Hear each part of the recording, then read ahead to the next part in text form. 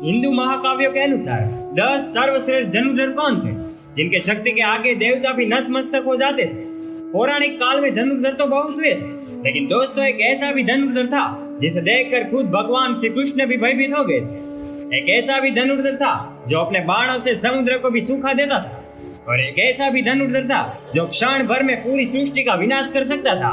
एक से बढ़कर एक दिव्यास्त्र, लेकिन सर्वश्रेष्ठ तो सर्वश्रेष्ठ ही होता है। कौन थे सर्वश्रेष्ठ धनुर्धर? क्या अर्जुन सर्वश्रेष्ठ थे? नहीं। क्या कर्ण सर्वश्रेष्ठ थे? नहीं।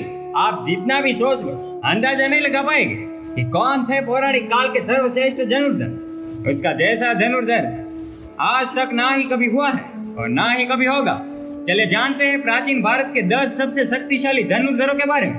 पहले सबसे कमजोर योद्धा से शुरू करेंगे और इसके बाद सबसे शक्तिशाली धनुर्धर के बारे में जानेंगे। लेकिन दोस्तों वीडियो में आगे बढ़ने से पहले इस चैनल को सब्सक्राइब जरूर करें। नंबर 10 पर है द्रोणाचार्य। जब महेंद्र पर्वत पर भगवान परशुराम अपना सब कुछ ब्राह्मणों को दान कर रहे थे, तब द्रोणाचार्य उनके पास पहुंचते हैं और उनके संपूर्ण दिव्यास्त्रों का ज्ञान प्राप्त करते हैं। उन्होंने ही कौरवों और पांडवों को शस्त्र चलाना सिखाया था। कुरुक्षेत्र के युद्ध में भीष्म के बाद द्रोण कौरवों के सेनापति बने थे। उन्होंने अपने रणनीति से पांडवों का भारी विध्वंस किया था। युद्ध के दौरान द्रोण ने जो चक्रव्यूह बनाया था उसमें फंस कर वीर अभिमन्यु मारे गए थे। दोस्तों जब तक उनके हाथ में शस्त्र था उन्हें परास्त करना असंभव था, इसीलिए पांडव छल से उनको मारने के लिए विवश हो गए थे। नंबर 9 पर है अर्जुन।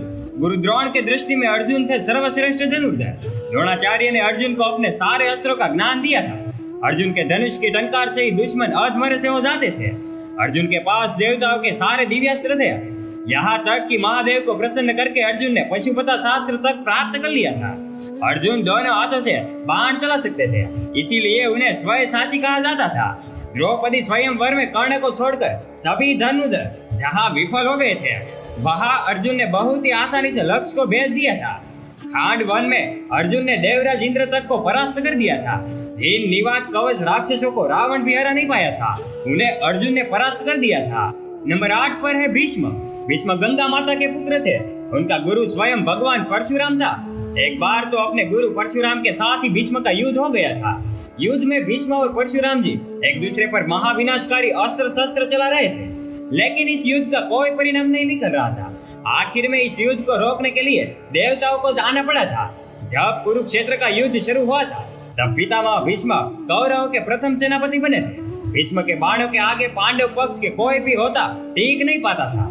भगवान श्री कृष्ण ने इस युद्ध में शस्त्र न चलाने का प्रण लिया था, लेकिन भीष्म ने अपने पराक्रम से ही श्री कृष्ण को अपने प्रतिज्ञा तोड़कर शस्त्र उठाने के लिए विवश कर दिया था। भीष्म को नियम अनुसार युद्ध करके परास्त करना असंभव था, इसीलिए शिखंडी को सामने रखकर अर्जुन ने भीष्म को शैया पर सुला दिया था। नंबर 7 पर है एकलव्य। एकलव्य महाभारत काल के एक श्रेष्ठ धनुर्धर थे।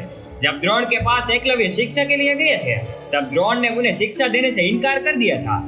इसके बाद द्रोण को गुरु मानकर एकलव्य वन में धनुर्विद्या का अभ्यास करना शुरू कर दिया था। जब कौरव और पांडवों में से किसी को भी शब्द भेदी बाण चलाना नहीं आता था, तब एकलव्य अपने अभ्यास से ही शब्द भेदी बाण चलाना सीख गए थे। उनके धनुर्विद्या को देखकर अर्जुन को भी लगने लगा था कि एकलव्य ही सर्वश्रेष्ठ धनुर्धर थे। लेकिन दोस्तों एक समय गुरु दक्षिणा के नाम पर द्रोणाचार्य ने एकलव्य का अंगूठा कटवा दिया था। इसके बाद अंगूठे के बिना ही एकलव्य बाण चलाना सीख गए थे। दोस्तों मॉडर्न आर्चरी में अंगूठे के बिना ही बाकी उंगलियों से बाण चलाया जाता है। इसका आविष्कार सबसे पहले एकलव्य ने किया था। एकलव्य इतने शक्तिशाली थे कि भगवान श्री कृष्ण को एकलव्य का वध करना पड़ा था। एकलव्य के बारे में भगवान श्री कृष्ण ने कहा था, अगर एकलव्य का अंगूठा ना कटा होता तो एकलव्य दूसरा परशुराम बनकर जंगल में घूमता रहता। तब दानव, राक्षस, नाग, देवता कोई भी उसका परास्त नहीं कर पाता। कोई मनुष्य है तो उसके सामने खराब भी नहीं हो पाता। नंबर 6 पर है बर्बरी। बर्बरी जतोध्यास के पुत्र थे। उनके पास ऐसे 3 बाण थे जिसके सहारे वो पल भर में कुरुक्षेत्र के युद्ध को खत्म कर सकते थे। बर्बरी के 3 बाण के बारे में जानकर खुद भगवान श्री कृष्ण भी चिंतित हो गए थे, जिसके कारण उन्होंने दान में बर्बरी का शीश मांग लिया था। जिसके बाद से खाटू श्याम के नाम से इस धरती पर बारी की पूजा होती है। नंबर 5 पर है मेघनाथ। रावण के पुत्र मेघनाथ और महावीर थे।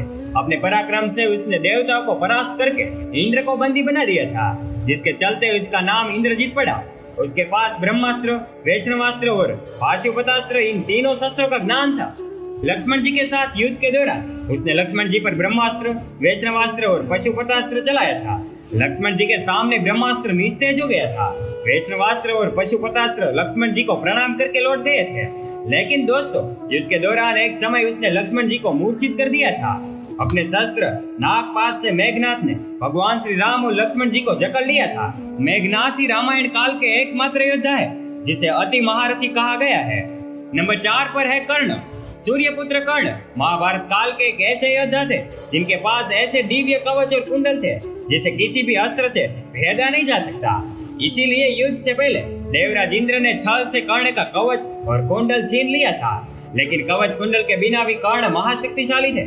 अंतिम युद्ध में जब कर्ण और अर्जुन का आमना सामना हुआ था, कर्ण ने 11 बार अर्जुन के गांडीव धनुष की पतरचा को काट डाला था। अर्जुन के ब्रह्मास्त्र को कर्ण ने साधारण बाणों से ही काट डाला था।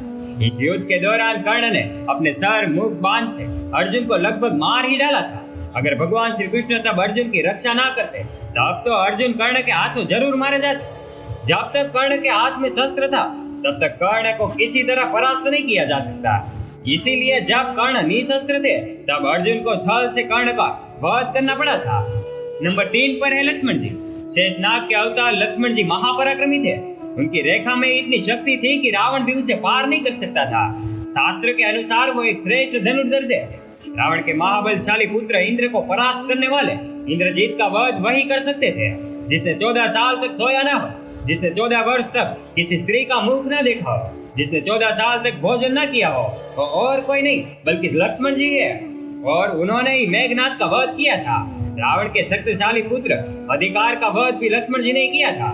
युद्ध के दौरान एक बार लक्ष्मण जी ने रावण को मूर्छित कर दिया था। नंबर 2 पर है भगवान श्री राम। भगवान विष्णु के अवतार मर्यादा पुरुषोत्तम महावीर श्री राम की शक्ति का कोई अंत नहीं था।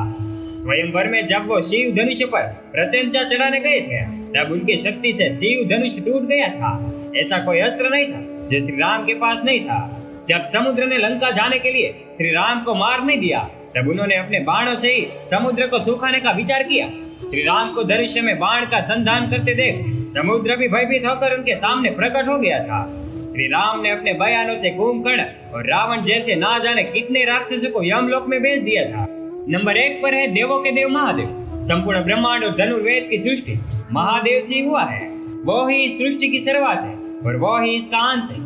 उनकी शक्ति अनंत है। वो पल भर में किसी का भी विनाश कर सकते हैं। इसीलिए वो ही सर्वश्रेष्ठ है। अगर आप महादेव के सच्चे भक्त हैं तो कमेंट में हर हर महादेव जरूर लिखना। आपके अनुसार से सर्वश्रेष्ठ धनुर्धर कौन थे कमेंट करके हमें जरूर बताना। और दोस्तों, अगर आपको वीडियो पसंद आई हो तो ऐसे ही मजेदार वीडियो को देखने के लिए हमारे फेसबुक पेज को सब्सक्राइब जरूर कीजिएगा। धन्यवाद।